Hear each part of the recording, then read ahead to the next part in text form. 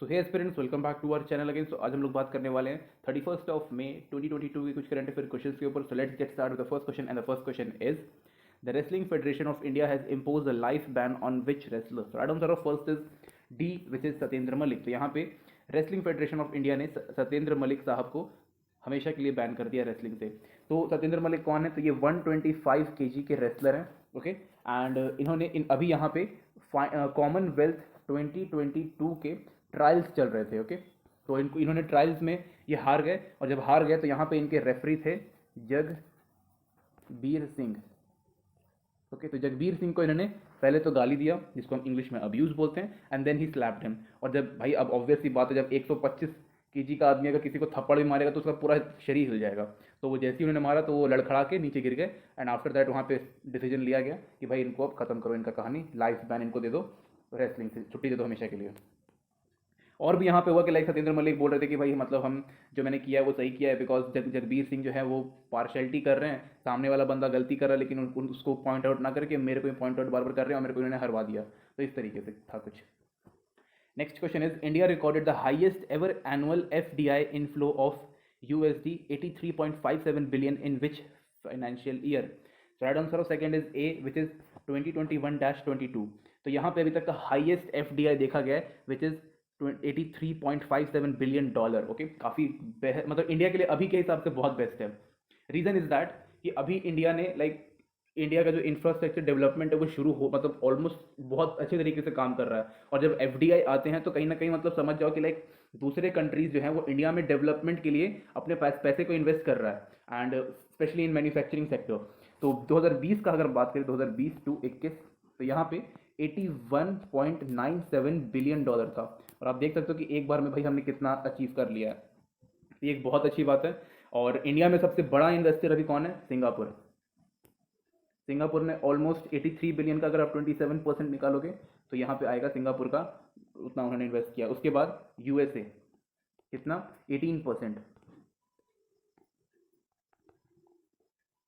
Okay, 18%। And इसके अलावा मतलब और भाई 2% 4% करते हैं, लेकिन थर्ड नंबर पे मॉरिशस आता है जिसने 16% किया। तो ये काफ़ी एक बड़ा अमाउंट है, परसेंटेज होते हैं, सिंगापुर, USA, मॉरिशस। तो ये सब कंट्रीज मिल के इंडिया को डेवलप कर रहे हैं, एंड चाइना में करने से बढ़िया है, पाकिस्तान में करने से बढ़िया है वो इंडिया में करे, बिकॉज इंडिया एक ट्रस्ट वर्दी कंट्री है, ओके। इस वजह से भी तो ये बहुत ही एक बड़ा है, बहुत बड़ा अचीवमेंट इंडिया के लिए, okay. Next question is Narendra Batra has announced his resignation from which designation? So right answer of third is D, which is President of Indian Olympic Association. तो इन्होंने क्यों किया है उससे पहले हम एक चीज़ और जानेंगे, दैट कि ये ऑलरेडी एक और जगह की, ये मतलब एक और फेडरेशन के ये प्रेसिडेंट है, जिसका नाम है इंटरनेशनल हॉकी फेडरेशन। तो इसकी भी ये प्रेसिडेंट है। तो इन्होंने बोला कि भाई दो जगह का प्रेसिडेंट मैं हूँ, तो भाई मुझे टाइम नहीं मिल पाता किसी एक को बढ़िया तरीके से मतलब फोकस करने में। तो इन्होंने एक चीज़, ये पहला तो कारण ये बताया। दूसरा कारण ये बताया कि जो ओलंपिक एसोसिएशन है इंडिया का, उसमें कोई नया, फ्रेश और जिसका पर्सपेक्टिव और आइडिया काफ़ी डिफरेंट हो हम लोगों से। जो भी मतलब अभी जितने भी वहाँ पे लोग होंगे वो ओवर द 60 तो मैं नहीं कहूँगा, लेकिन 50 से प्लस ही होंगे। तो जो अभी नया बंदा आएगा उसका पर्सपेक्टिव डिफरेंट होगा, फ्रेश पर्सपेक्टिव होगा, आइडियाज़ रहेंगे उसके पास बढ़िया। तो उसके हिसाब से हमारा इंडियन ओलंपिक का जो जो जितना भी परफॉर्मेंस है उसको बढ़िया किया जा सकता है, ओके। तो उन्होंने ये भी एक रीज़न दिया, तो इसलिए उन्होंने रिज़ाइन कर दिया। लेट्स सी कि कौन दूसरा आता है, ओके। और अगर कोई अपॉइंट हो गया होगा देन पहले तो आप इसको सर्च करो कि अगर अपॉइंट हुआ है तो कौन है, और अगर पता कर लेते तो फिर कमेंट में कर देना, ओके। सही रहेगा, लोग दूसरे लोगों को भी हेल्प मिल जाएगी, हमें भी पता चल जाएगा। Next question is who has become the first women officer to join the army aviation corps as a combat aviator after successfully completing her training. So right answer of fourth is Abhilasha Barak, B is the right answer, okay. तो यहाँ पे main ये है कि भाई combat aviator क्या होता है, और इन्होंने आर्मी एविएशन कॉर्प्स को ज्वाइन किया है, यानी कि जो हेलीकॉप्टर वगैरह जो लोग जो मतलब ऑफिसर्स जो फ्लाई करते हैं उन सब की बात यहाँ पे की गई है। तो कॉम्बैक्ट एविएटर मतलब कि एयर टू एयर या फिर एयर टू ग्राउंड जो अटैक होता है उन सब में मतलब जो पार्टिसिपेट करते हैं उन सब चीज़ों की बात है। And she is the first army से रिलेटेड, यानी कि नेशनल लेवल की न्यूज़ है। बहुत हाई लेवल के चांसेस है कि आपका ये NDA, CDS, FCAT लिखूंगा नहीं पूरा, इन सब के अलावा और भी दूसरे नॉन आर्मी जो एग्जाम्स होते हैं उनमें पूछने के काफ़ी ज़्यादा चांसेस है। तो आप लोग इस चीज़ को याद रखिएगा कि भाई इन्होंने आर्मी एविएशन कॉर्प्स और अभिलाषा बराक ओके, तो इस चीज़ का आप लोग नाम भी याद रखिएगा। एंड फर्स्ट वुमेन ऑफिसर, ये कैप्टन है और शी बिलोंग्स फ्रॉम हरियाणा, ये भी याद चीज़ आप लोग को याद रखना। Okay, next question is INS Nirdeshak vessel has been launch by which company? So right answer of fifth is D which is GRSE। तो GRSE का फुल फॉर्म होता है garden research ship builder and engineer. इसका headquarter Kolkata में है। Okay, इस चीज़ को आप लोग याद रखिएगा। सेकेंड थिंग इज दैट कि एक सर्वे वेसल है, कहाँ कहीं लिखा हुआ नहीं, लिखा हुआ नहीं है। सर्वे वेसल यानी कि ये हाइड्रोग्राफी और ओशियनोग्राफी का सर्वे करता है, और अकॉर्डिंग टू दैट ये रिपोर्ट पब्लिश करने के बाद बाकी सारी चीज़ें स्ट्रैटेजी वगैरह फॉलो होती है इससे। थर्ड थिंग इज दैट कि इंडिजीनियसली बिल्ड है। ओके, इंडिजीनियसली शिप बिल्डिंग या फिर बिल्ड, तो ये आत्मनिर्भर भारत को अपलिफ्टमेंट करने की पूरी पूरी मतलब बढ़िया तरीके से कोशिश की जा रही है, बहुत बढ़िया तरीके से काम हो रहा है। ओके, एक्सेप्ट दैट यहाँ पे मतलब इसके बारे में उतना ही है कि INS निर्देशक जो है वो सर्वे वेसल है, हाइड्रोग्राफी ओशिनोग्राफी का सर्वे करेगा, इंडिजिनियसली बिल्ड है, आत्मनिर्भर को प्रमोट किया जा रहा है। तो ये सब तो हो गया किससे बनाया, GRSE। इसके अलावा यहाँ पे भेल है, जिसको हम लोग, इसका फुल फॉर्म होता है Bharat heavy electronic limited. Okay, तो ये न्यू दिल्ली में इसका हेडक्वार्टर है। नेक्स्ट है BEML, it's Bharat earth mover limited, जो कि बैंगलोर में। Last NHPC, it's national hydro electric power corporation which is in Faridabad headquarter. Okay, तो इन सब चीज़ों का मैंने बता दिया बिकॉज कहीं ना कहीं इंपॉर्टेंट होता है, कभी कभी बीच में इसका फुल फॉर्म पूछ दिया जाता है। Okay, next question is Moody's Investor Service slashed India's economy growth projection to which percent of 2022 from 9.1% earlier? So right answer of 6 is B, which is 8.8%. तो ऐसे कुछ कुछ कंपनीज होती हैं जो कि ये सब चीज़ें करती रहती है, हर कंट्री का कुछ ना कुछ निकालती रहती हैं। तो अभी यहाँ पे बोला है कि यहाँ पे कम हो गया, कम होकर 8.8% हो गया। Let's see what happen next. And next question is which city is hosting India's biggest drone festival Bharat drone Mahotsav 2022? Right answer of 7th is C, which is New Delhi. Okay, तो यहाँ पे इस चीज़ को PM मोदी साहब ने इनॉग्रेट किया है एंड उन्होंने सीधा मतलब इनडायरेक्टली बोला है कि इससे फार्मर्स को, drone operator companies and startups जितने भी हैं उन सबको बधाई दी है। साथ में उन लोग को बोला है कि भाई हमने जो ड्रोन अभी जो जितने भी ये ड्रोन महोत्सव है वो बेसिकली उन सब के लिए ही हम लोग लॉन्च कर रहे हैं। क्यों? क्योंकि इसके थ्रू हम फार्मिंग में हेल्प कर सकते हैं, फर्टिलाइजर स्प्रेइंग जो होता है उसमें, मिलिट्री में, security reasons, border and surveillance, तो इन सब चीज़ों से हम लोग मतलब कर सकते हैं। साथ ही में इन्होंने जो इंडिया से जो बाहर से जितने भी ड्रोन्स आते हैं उनको कम्प्लीटली बैन कर दिया है। क्यों बैन कर दिया है? ताकि हमारे इंडिया में जितने भी ड्रोन कंपनीज है उनको अपलिफ्ट किया जा सकते हैं, मतलब किया जा सके, और उनको बूस्ट करने की बात की गई है, साथ में उनको प्रमोट करने की बात की गई है। कौन सी, किस चीज़ की हम प्रमोट करेंगे? आत्मनिर्भरता। ठीक है, आत्मनिर्भर भारत, ए भी लिखेंगे इसको, ज़्यादा बढ़िया रहेगा। इन सब चीज़ों को आप लोगों को बहुत ही ईजी वे में समझना सिंपल यही है कि भाई जो भी कुछ हो रहा है उसके पीछे क्या क्या रीजंस हो सकते हैं। ओके, और अभी ड्रोन्स तो भाई इंडिया को ड्रोन हब बनाने की भी बात की गई थी। Okay, next question is where has national minerals congress 2022 organized by the union coal ministry? Right answer of 8th is B, which is Bhubaneswar. तो यहाँ पे बेसिकली जो ये कांग्रेस का जो मीटिंग हुआ यहाँ पे, सॉरी, नेशनल मिनरल्स कांग्रेस 2022 जो यहाँ पे ऑर्गेनाइज किया गया through by union coal ministry, तो यहाँ पे बेसिकली कोल गैसिफिकेशन की बात की गई है, मोस्ट इंपॉर्टेंट थिंग यहाँ पे। ओके, साथ में जितने भी चैलेंजेस होते हैं हमारे एल्यूमिनियम और स्टील सेक्टर्स में आता है, okay, aluminium and steel sectors में जितना भी चैलेंजेस आते हैं उनको रिजॉल्व करने की बात की गई है। Then after coal to hydrogen and then green energy ना, ई। ओके, तो यहाँ पे बात की गई कि भाई कोल को रिप्लेस करके हम hydrogen and then green energy, इन सब चीज़ों की बात की गई। देन आफ्टर यहाँ पे इन्होंने एक टारगेट रखा 100 मिलियन टन, 100 गलती से कुछ और लिखा गया, 100 मिलियन टन। ओके, तो यहाँ पे हमने 100 मिलियन टन का कोल गैसिफिकेशन का टारगेट रखा है जिसको 2030 तक कंप्लीट करना है। ओके, कोल गैसिफिकेशन मतलब कोल को हम लोग गैस में कन्वर्ट कर देंगे, या फिर उसको हम लोग कोल गैस बोलते हैं और टाउन गैस भी बोलते हैं। That will be more effective than burning of coal. Okay, तो थोड़ा सा आप इसके ऊपर कंफर्म पढ़िएगा कि कोल गैसिफिकेशन क्या होता है, तभी आपको समझ में आएगा। Okay, next question is where was INS Gomti decommissioned after 34 years of service? So right answer of 9th is C, which is Mumbai. थोड़ा सा पहले इसका इतिहास देखेंगे। 19 ओके, अप्रैल 16 1998 में ये वाला जो INS गोमती जो है 34 ईयर के बाद जो डीकमीशन हुआ है ये आया था। ये पूरा का पूरा इंडिजीनियस था, लाइक आत्मनिर्भर भारत को बहुत पहले टाइम से ही हम लोग प्रमोट करते आ रहे हैं। लेकिन इससे भी पहले 1979 में आईएनएस गोमती और एक और था। तो आईएनएस गोमती को दो बार पहले डीकमीशन किया गया, एक बार 1979 में और एक बार 1980 अभी वाला जो 1988 में जो बना है, इसको अभी हमने किया 2022 में।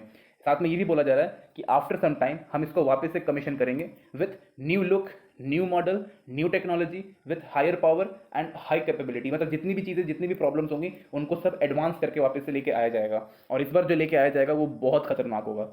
साथ ही में आईएनएस गोमती ने यहाँ पे ऑपरेशन कैक्टस, साथ में प्रकर्मा एंड रेनबो, हाँ ऑपरेशन रेनबो, इन सब में बहुत अच्छा भूमिका निभाया है। साथ ही में यहाँ पे इंडियन मेड होने वाला है और इंडिया शिपयार्ड बनाने वाला, ये सब चीज़ें यहाँ पे दी हुई है। और जो ये आईएनएस गोमती जो डीकमीशन हुआ है, इसको म्यूजियम में रखा जाएगा और कुछ चीज़ें होंगी जो लखनऊ के म्यूजियम में शायद शिफ्ट किया जाएगा इसको। Okay, and let's see new अवतार में इसका नया INS Gomti will be commission, and let's see कब आता है। ओके, तो बहुत ही like a proud moment. Decommission हो रहा है, इसका मतलब ये नहीं कि भाई कम हो रहा है, इससे और बढ़िया, लाइक अगर हम इसको अभी भी सर्विस में लाएंगे तो उससे इंडिया को ही नुकसान होता है। रीज़न इज दैट कि यहाँ पे इसका खर्चा इतना ज़्यादा बढ़ जाता है कि उसकी जगह पे हम लोग इसी का नाम का नया लेके आ सकते हैं, तो इसको हम लोग डीकमीशन कर देते हैं विथ रिस्पेक्टफुली। ओके, इसकी सर्विसेज, या फिर वो बोलते हैं ना कि गाड़ी कुछ टाइम के बाद सर्विस मांगने लगती है, तो उसी तरीके से ये भी सर्विस मांगती है, तो कुछ टाइम की सर्विस देने के बाद we have to change it.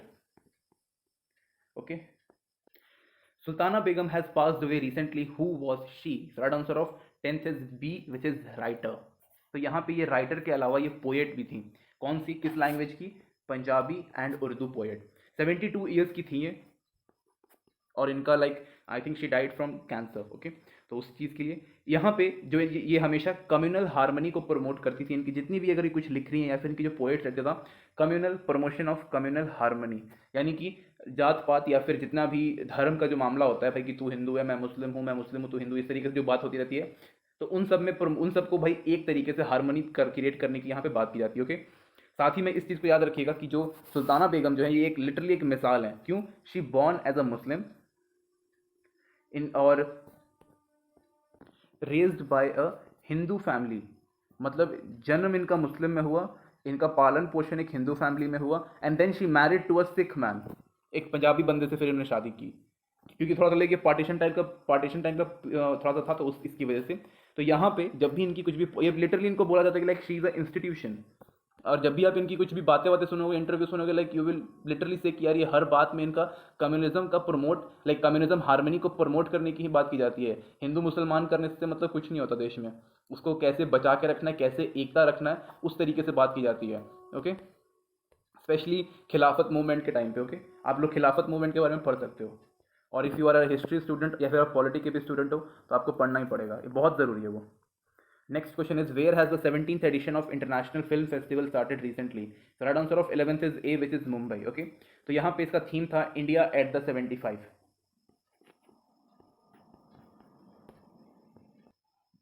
Okay, तो इसका ये आप लोगों को थीम मैंने बता दिया। इसको ऑर्गेनाइज किसने किया? Ministry of information and broadcasting. Okay, ये 1990s से शुरू, मतलब उस टाइम से हम लोग इसको सेलिब्रेट करते हैं या फिर इस फेस्टिवल को मनाते हैं, एंड ये बेसिकली फिल्म से रिलेटेड होता है। यहाँ पे डॉक्यूमेंट्रीज पब्लिश की जाती हैं, और जो भी बेस्ट डॉक्यूमेंट्री यहाँ पे होती है, लाइक डॉक्यूमेंट्रीज, शॉर्ट फिल्म जितनी भी होती है, जो भी इसमें से बेस्ट होता है उसको यहाँ पे 10 लाख रुपीज़ का अवार्ड भी मिलता है, लाइक रिवॉर्ड कह सकते हो आप, रिवॉर्ड मिलता है कैश। ओके, चेक वेक नहीं मिलता है यहाँ पे। Next question is, who has become India's largest trading partner of in 2021-2022? Right answer of 12th is B, which is USA. Okay, तो यूएसए हमारा अभी अभी के लिए लार्जेस्ट ट्रेडिंग पार्टनर बन गया है। तो इनके साथ हमारा कितना, लाइक बायलेटरल ट्रेडिंग होता है, कितना का होता है? 119.42 बिलियन डॉलर। ओके, तो इतना का होता है। इसके अलावा सेकंड नंबर पे चाइना है, पहले चाइना था फिर यूएसए आया। ओके, तो अभी उसके बाद फिर चाइना था फिर यूएसए भी आया हुआ है। लेट्स सी कि व्हाट हैपन नेक्स्ट। ओके, उसके अलावा लाइक फर्स्ट नंबर पे यूएसए है, सेकंड नंबर पे चाइना है, उसके अलावा थर्ड नंबर पे यूएई है, और भी बहुत सारी कंट्रीज हैं इसके अलावा। बिकॉज यहाँ पे बेसिकली यही होता है ना कि India is a emerging as a trusted trading partner, unlike China. अभी चाइना में आपने देखा कि, सॉरी, आपने अभी श्रीलंका में देखा कि चाइना की वजह से क्या हुआ है, पाकिस्तान की आप हालत देख सकते हो कि वहाँ पे क्या हुआ है। तो उस कोई भी अपनी कंट्री, अपनी लाइक जो भी अपना कंट्री का होगा, कोई बर्बाद नहीं करना चाहेगा, उसको हमेशा आबाद रखना चाहेगा। लेकिन जब भी कोई चाइना से मिलता है तो समझ लो कि भाई वो तो फिर मतलब बर्बादे है। ओके, एंड साथ में यहाँ पे जो है वो ग्लोबल, ओके, यहाँ पे कोई भी, हाँ मैंने जो बताया ना आप लोग को कि लाइक डिपेंडेंसी ऑन चाइना सब रिड्यूस कम करना चाहते हैं, बहुत ज़्यादा कम करना चाहते हैं, और एक वहाँ पर एक दूसरा एक लाइक पार्टनर खोज रहे हैं, and India is emerging as the best one. Okay, good news for India. Next question is, according to a recent report, which is the best in the world to work from home?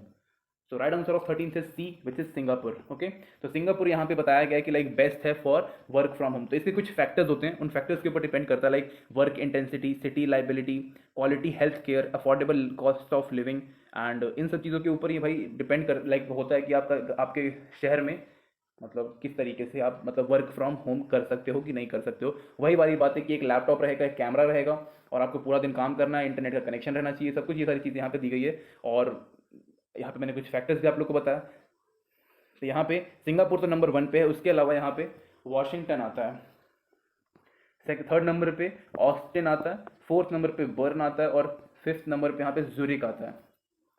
ये दोनों US के part हैं और ये दोनों Switzerland के part हैं, और ये बेचारा अकेला सिंगापुर है. यहाँ पे next question is, where has Adani green arm commissioned India's first wind solar hybrid power plant? So right answer of 14th is B, which is Jaisalmer. तो इन्होंने यहाँ पे एक शॉर्ट फॉर्म भी क्रिएट कर दिया जिसका नाम है AHEJOL.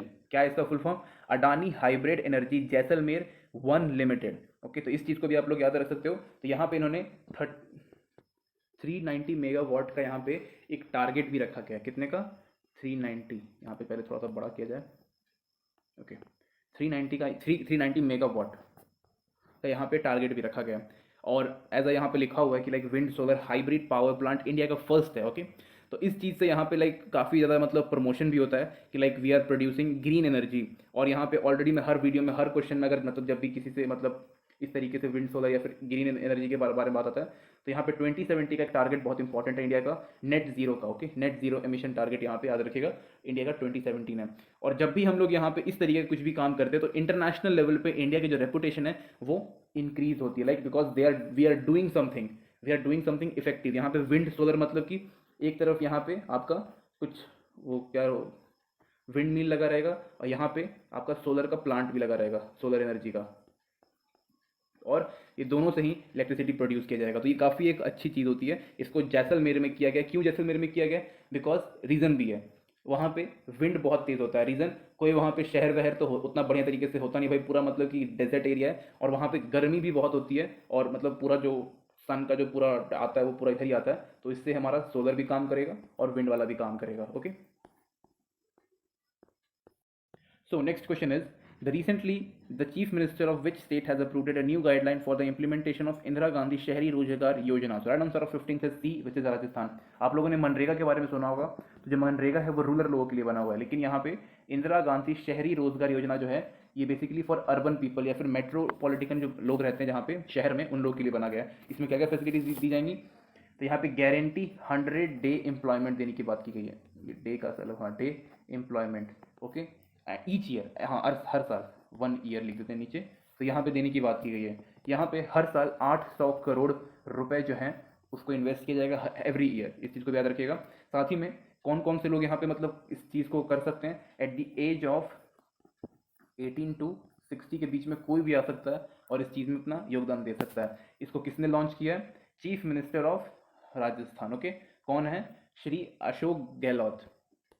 तो बहुत ही मतलब लिटरली मतलब एक काफ़ी इनोवेटिव आइडिया है for giving employment to people. Okay, हाँ, this one is the most important question for the video. Who inaugurated India's first biotech park? So right answer of 16th is B, which is doctor Jitendra Singh. Okay, तो ये north India का first biotech park है जो कि Kathua district में बना हुआ है. ओके, कठुआ डिस्ट्रिक्ट जो कि J&K में है, जम्मू एंड कश्मीर. और एक घती डिस्ट्रिक्ट भी है, घती डिस्ट्रिक्ट और कठुआ डिस्ट्रिक्ट. इस चीज़ को आप लोग याद रखिएगा, ये दोनों डिस्ट्रिक्ट में किया गया. ओके, और ये क्यों किया गया? Because of resource richness with diversity as well as its geographical location. सारी चीज़ों में बढ़िया था, इसलिए यहाँ पे बनाया गया. साथ ही में यहाँ पे जितने भी चैलेंजेस हैं क्लाइमेट चेंज के ऊपर, उस सब चीज़ों को टैकल करने के लिए भी बनाया गया. साथ ही में यहाँ पे एन इनोवेशन, एक minute, and improvement in different sectors. कौन कौन से? Health, agricultural, cosmetics and material. Okay, इन सब चीज़ों के ऊपर यहाँ पे बात की गई थी. साथ में यहाँ पे बोला गया कि भाई यहाँ पे 3500 मेडिकल मेडिसिनल प्लांट्स लगाए जाएंगे, जो कि again a very good thing, medicinal plant species को भी बोला जा सकता है, वो भी किया जा रहा है। साथ में यहाँ पे एग्री इंटरप्रेन्योरशिप को सपोर्ट किया जाएगा, साथ में स्टार्टअप्स जितने भी हैं, ओके स्टार्टअप्स हो गए, एंड प्रोग्रेसिव फार्मिंग, ऐसे साइंटिस्ट एंड स्कॉलर्स जितने भी होंगे उनको मदद की जाएगी। साथ में जो स्टूडेंट हैं JNK के, और साथ ही साथ अलग दूसरे मतलब स्टेट्स के, जो कि पंजाब, हिमाचल प्रदेश, जो कि उसके मतलब नेबरिंग स्टेट्स हैं, उन सब के स्टूडेंट्स के लिए भी ये काफ़ी ज़्यादा बेनिफिशियल रहेगा। बायोटेक पारो के काफ़ी बढ़िया चीज़ है, डॉक्टर जितेंद्र सिंह ने इस चीज़ को इनाग्रेट किया है। Good initiative for north Indian people, okay, specially जो JNK में है उनके लिए तो भाई बहुत सही चीज़ बना है। Next question is who won the title of football tournament hero Indian women league 2022? Right answer of 17 से C, which is Gokulam Kerala FC, okay. तो ये बेसिकली जो ये था, ये जो टूर्नामेंट था, ये कलिंगा स्टेडियम भुवनेश्वर में किया गया, और जो ये गोकुल मैडम थी, इन्होंने ओरिजा पुलिस को फिर ज्वाइन भी कर लिया। अ गुड थिंग है, बहुत सही चीज़ हुआ है, ओके। अभी इसका फाइनल हुआ नहीं है, इसलिए मैं इसमें कुछ एक्स्ट्रा बता नहीं पा रहा, okay. Next question is who has been appointed as a new chairman of the committee of the world trade organization? Right answer of 18th is C, which is Anwar Hussain Sheikh, okay. तो ये आफ्टर 10 years कोई India का कोई बंदा यहाँ पे बना है, ओके। किस चीज़ में? New chairman of the committee of the world trade organization यहाँ पे बना है। तो ये काफ़ी एक इंपॉर्टेंट क्वेश्चन है, बिकॉज ये एक इंटरनेशनल बेस्ड क्वेश्चन है, इसलिए यहाँ पे इंपॉर्टेंट है। और 10 साल के बाद बना है, तो ये हार्डली कभी पूछेगा, लेकिन किसको हरा है ये पूछेगा। इलिजा मारिया कहाँ की थी? मैक्सिको की थी। ये क्वेश्चन डेफिनेटली आएगा, या फिर क्वेश्चन पूछ देगा कि इलिजा मारिया को मतलब हटा करके अनवर हुसैन बने, तो इलिजा मारिया कहाँ की हैं? तो वो मैक्सिको की हैं। तो ये कुछ चीज़ें हैं, इन सब चीज़ों को आप लोग याद रखिएगा, ओके। साथ में अगर हम WTA की कुछ और बात करें, तो यहाँ पे 164 मेंबर्स हैं, ओके। ये एक इंटर गवर्नमेंटल बॉडी है। साथ में यहाँ पे जो इसका मेन काम क्या होता है, टू बेसिकली ये रूल्स बनाती है किस चीज़ के ऊपर, ग्लोबल एक्सपोर्ट एंड इम्पोर्ट के ऊपर, ट्रेड रिलेटेड जितने भी इश्यूज होते हैं उनको रिजॉल्व करती है, स्पेशली इंटरनेशनल ट्रेड्स के ऊपर बहुत इनका बढ़िया तरीके से काम होता है। और जो कोई कंट्री जो भी ट्रेड रूल्स बनाती है उनके ऊपर भी इनका नजर रहता है, okay. Next question is recently the government has decided to sell what percentage of stake in BPCL, okay. तो राइट आंसर ऑफ 19th इज C, विच इज 53%, ओके। तो यहाँ पे 53% ही इनका पूरा स्टेक था गवर्नमेंट का, और इन्होंने बोला कि भाई हम पूरा बेच देंगे। पर ये न्यूज़ में क्यों रहा भाई? बेच तो दिया, अब भाई न्यूज़ में क्यों है? तो बाद में इन्होंने, गवर्नमेंट ने बोला कि हम नहीं बेच देंगे भाई, हम अपना निर्णय वापस ले लेते हैं, एंड बाकी तुम लोग देख लो अपना। तो इन्होंने क्यों अपना मतलब बोला कि भाई हम क्यों नहीं बेचेंगे? रीज़न इसका ये था, उन्होंने रीज़न ये दिया कि लाइक जो बिडर्स हैं वहाँ पे, जितने भी जो बोली लगाने वाले लोग हैं, दे आर इनकॉम्पिटेंट, बोला उन्होंने, मतलब कि वो तुम लोग मतलब लायक नहीं हो इसके, सिंपल हिंदी लैंग्वेज में, you are inability to participate in a bidders. तो इन सब चीज़ों के ऊपर बात किया गया। BPCL के बारे में बात करें तो ये इंडिया का सेकंड लार्जेस्ट ऑयल रिफाइनिंग और फ्यूल मार्केटिंग कंपनी है, एंड इसके पहले नंबर 1 पे इंडियन ऑयल आता है, okay. Next question is, where has the third global organic expo 2022 started? So right answer of 20 is A, which is New Delhi, okay। तो यहाँ पे this is a major platform for organic producer, and यहाँ पे basically theme भी यहाँ पे रखा गया था, profitability for humanity। यहाँ पे एक चीज़ आपको और याद रखना है, यहाँ पे सिक्किम जो है वो इंडिया का फर्स्ट फुल्ली ऑर्गेनिक स्टेट बन चुका है, और काफ़ी पहले बना हुआ है। यहाँ पे 200 से ज़्यादा ऑर्गेनिक प्रोडक्ट्स जो थे वो आए थे, साथ में अलग अलग कंपनी से आए थे। काफ़ी एक बहुत ही मतलब सही चीज़ है। इंडिया के लिए ऑर्गेनिक डेवलपिंग कंट्री बनना भी एक काफ़ी बढ़िया बात है, और इससे बेसिकली जो रिड्यूसिंग कॉस्ट है वो भी आ जाता है, एंड एक सिस्टम क्रिएट करना जिसमें हम लोग जो ऑर्गेनिक प्रोडक्शन है उसको हम लोग बढ़ा सकें, एंड जितना भी फूड हम लोग प्रोड्यूस करते हैं विदाउट केमिकल, मतलब सॉरी, जो हम लोग फूड प्रोड्यूस कर रहे हैं उसको विदाउट केमिकल किया जा सके, ओके। तो इन सब चीज़ों के ऊपर कुछ बात की गई थी, okay. Next question is, in which state of the India is Jaldapara national park located? Right answer 21st is B, which is West Bengal. तो ये स्टैटिक के कुछ क्वेश्चन यहाँ पर शुरू हो चुके हैं। Next question is, Chilka lake is the largest coastal lagoon in India and the second largest lagoon in the world. In which state it is situated? So right answer of 22 is D, which is in Orissa. Next question is, the Ramsar site Pong Dam lake lies in the which state of India? So right answer of 23 is it's A, which is Himachal Pradesh. Next question is, Bennington Cup is related to which sports tournament? So right answer of 24th is C, which is hockey. Next question is, Nassau is the capital of which country? So right answer of 25th is A, which is the Bahamas. Next question is, Mahavira Stadium is a multi-purpose sports complex built in which state? So right answer of 26th is B, which is Haryana. Okay. Next question is, every year 3rd March is commemorated as which of these days? So right answer of 27th is C, which is World Wildlife Day. World water day जो यहाँ पे है वो 22 मार्च को किया जाता है। World tuberculosis day 24th of March. World poetry day 21st of March, okay. Next question is United Nation Industrial Development Organization has its headquarter in which place? So right answer of 28th is B, Austria. Okay, Vienna, Austria. Next question is Pathani dance is an important folk dance from which state? So right answer of 29 is B, which is Chhattisgarh. Next and the last question is what is the currency of Morocco? So right answer of 30 is A, which is dirham. Thank you guys. Thank you for watching this video.